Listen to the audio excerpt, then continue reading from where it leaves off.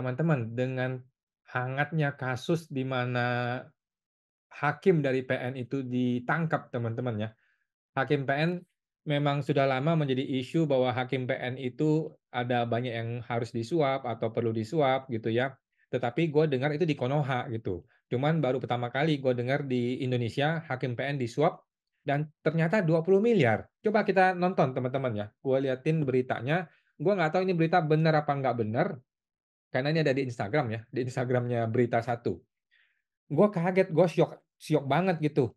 Ronald Tanur sebar 20 miliar untuk suap 3 hakim PN Surabaya. Gue sih nggak yakin ya ini ya benar apa nggak benar, tetapi inilah beritanya, mari gue bacakan ya. Ronald Tanur diduga menyuap 3 hakim PN dengan total 20 miliar melalui pengacaranya Lisa Rahman. Gila, gila, gila, gila, gila. Ini kalau si Lisanya dapat 10% lumayan, 2 miliar bos, bisa ongkang-ongkang kaki. Duit gua aja nggak seberapa bos. Ini kalau benar ya, tapi kita nggak tahu. Ini kan semua masih proses hukum teman-teman ya, kita belum tahu bagaimana kebenarannya. Kejaksaan Agung telah menyita uang tunai tersebut dari berbagai lokasi termasuk kediaman dan apartemen para hakim serta pengacara terkait. Gila, gila, gila. 20 miliar ini uang cash guys, uang cash, uang tunai guys. Gua kasih tahu teman-teman ya, uang uang 1 miliar tuh segede ini guys. Kalau uang pecahan 100.000 gitu ya, segede ini gitu, banyak gitu. Apalagi 20 miliar bos. Ini satu apartemen habis bos, penuh bos. Oke. Uang disita terdiri dari pecahan rupiah, dolar Amerika, dolar Singapura, ringgit Malaysia. Oh, iya, iya, iya. Ini apa namanya?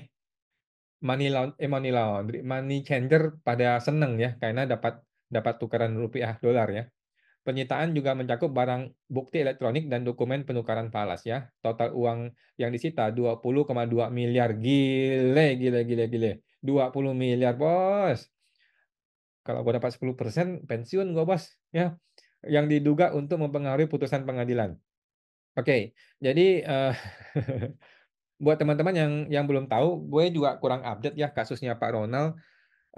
Kemarin kan dia sempat sempat dipenjarain, kemudian di PN dia dibebaskan ya oleh 3 hakim ini. Kemudian ternyata tidak ada pengadilan tinggi, tetapi langsung ke kasasi.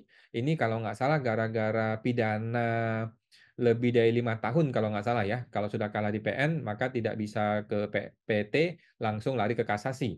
Yang kasasi adalah pihak dari jaksa. Nah, jaksa yang mengkasasi ini ternyata menang. Nah, ternyata menang tanggal 22 Oktober sehingga si Ronald ini dinyatakan bersalah oleh kasasi, oleh Mahkamah Agung. Kemudian dia kena penjara, dinyatakan vonis 5 tahun kalau nggak salah ya, divonis 5 tahun atau 7 tahun deh. Dia divonis penjara 5 tahun.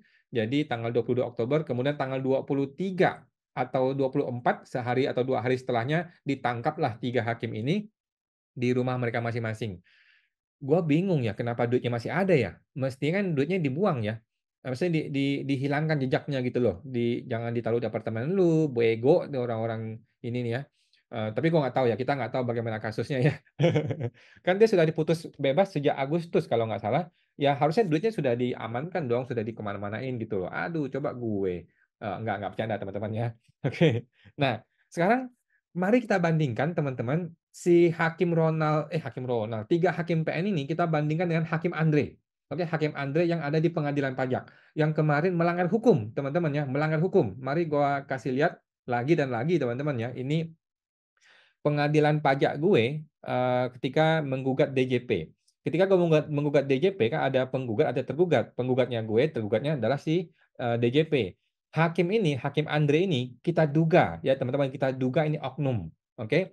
Kenapa? Karena dia melanggar hukum. Dia melanggar hukum. Di dalam hukum dikatakan bahwa sidang pengadilan harus dinyatakan dibuka dan terbuka untuk umum, kemudian ketok 3 kali. Tetapi oknum hakim ini tidak mau ketok 3 kali, dia hanya ketok 1 kali, dan dia tidak mau menyatakan ini sidang terbuka untuk umum. Dia hanya bilang sidang dibuka. Oke, dengan sengaja teman-teman ya. Kenapa dengan sengaja? Karena gue sudah bertanya lagi dan lagi dan lagi ya. Apakah sidang ini dibuka dan terbuka untuk umum? Karena tadi yang mulia hakim mengetoknya salah, gue bilang ya. Nah, kita dengarkan teman-teman ya.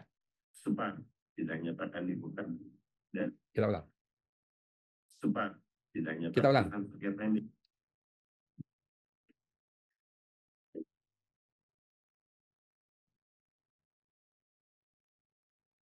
Ini sudah mau mulai ya.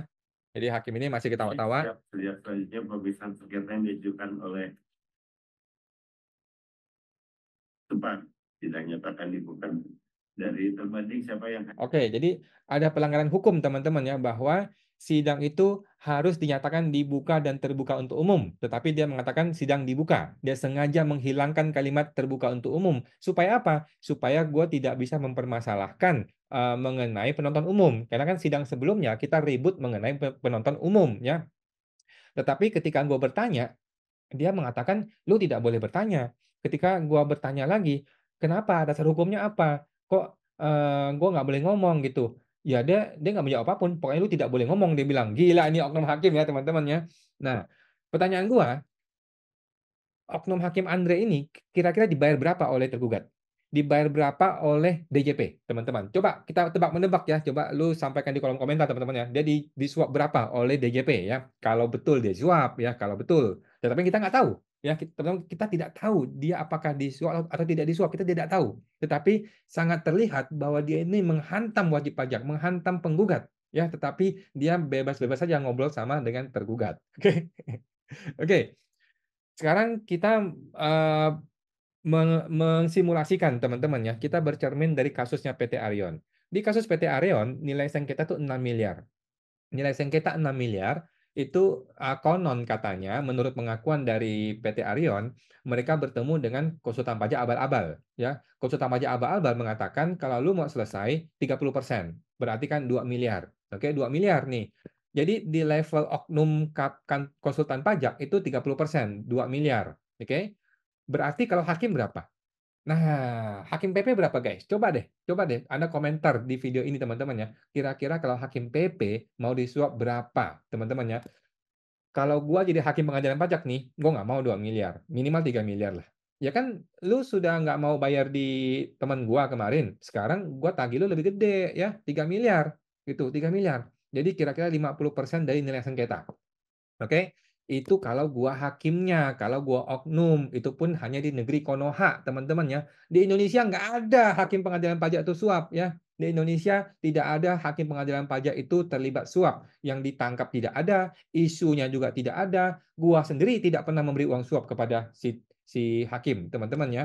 Nah, tetapi kita membanding-bandingkan, teman-teman, kita menganalisa, teman-teman ya. Kalau hakim di pengadilan pajak minta duit, dan diterima suapnya, kira-kira berapa? Udah pasti tidak 30% seperti di oknum konsultan pajak, tetapi minimal 50% menurut gua ya. Kalau si Ronald itu kasih 20 miliar, kasusnya itu kayaknya kan pidana. Kalau pidana wajar dong dia memberi sebesar-besarnya. Tetapi kalau perdata seperti kasusnya PT Arion, tentu saja harus dihitung persentase dari nilai yang disengketakan. Oke, tetapi persentase suap ini hanya terjadi di negeri Konoha, teman-teman ya. Di Indonesia nggak ada hakim pengadilan pajak tidak masuk itu tidak ada ya. Nah, sekarang bagaimana Hakim Andre? Bagaimana Hakim Andre yang kita duga adalah oknum hakim di pengadilan pajak kemarin ya, di sidang gua, di mana dia tidak mau membuka sidang dengan terbuka untuk umum. Dia sengaja bikin sidang itu tertutup untuk umum. Bagaimana, teman-teman? Bagaimana? Gua meyakini ya, teman-teman, gua meyakini saudara Andre ini tidak terima suap sama sekali satu rupiah pun. Oke? Gue meyakini dia tidak terima suap satu rupiah pun. Kenapa begitu? Karena gini, teman-teman ya.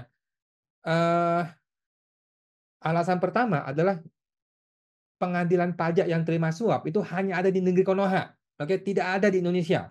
Yang namanya pengadilan pajak, hakimnya terima suap itu hanya ada di negeri Konoha. Di Indonesia tidak ada. Terbukti dari apa? Terbukti dari tuh hakim PM, hakim hakim PN ditangkap, hakim PP mana ada? Ya, hakim PP nggak ada ditangkap penjara, teman-teman ya. Ditangkap suap itu tidak ada sampai hari ini. Tidak ada bukti bahwa hakim PN hakim pengadilan pajak itu pernah terima uang dari DJP. Tidak ada bukti, teman-teman ya, dari tergugat ya.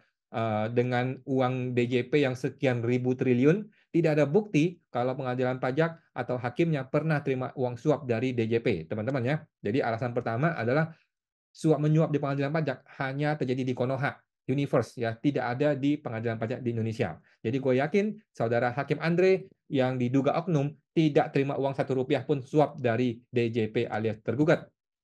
Yang kedua, kenapa gue meyakini tidak ada uang suap? Karena seandainya kita bercermin dari kasus PT Arion, yang namanya suap itu haruslah persentase dari nilai perkara. Iya dong, perkara lu sekian, uang suapnya masih gede, kan gitu, berapa persen. Nah, dalam kasus yang gua kemarin, itu tidak ada nilai uangnya. Karena yang gua gugat bukanlah SKP. Jadi, pengadilan yang gua kemarin itu, yang oleh si terduga oknum si Andre ini, hakim ini, tidak punya value uang, tidak punya value bermiliar-miliar. Jadi, kalaupun dia mau memeras si oknum pajak, dia mau memeras DJP, nggak bisa. Nggak bisa, karena tidak ada nilai uangnya, tidak ada value uangnya. Oke? Nah, jadi kesimpulan dari video ini adalah walaupun Hakim PN disuap 20 miliar, tetapi Hakim Andre di Pengadilan Pajak kita yakini tidak terima uang Rp1 pun dari DJP sehubungan dengan kasus yang gua alami di Pengadilan Pajak kemarin. Oke? Itu aja teman-teman ya. Semoga terbantu. Sampai jumpa.